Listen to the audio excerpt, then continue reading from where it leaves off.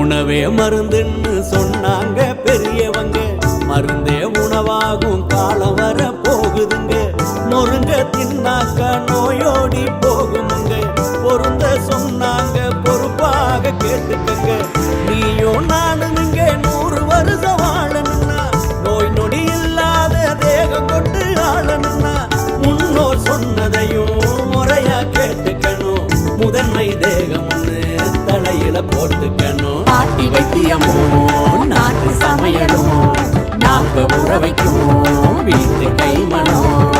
6 சுவைகளை நானும் சேர்க்கணும். ஆரோக்கியமா வாழ அதுவே துணை வரும். உணவே மருந்துன்னு சொன்னாங்க பெரியவங்க, மருந்தே உணவாகும் காலம் வர போகுதுங்க.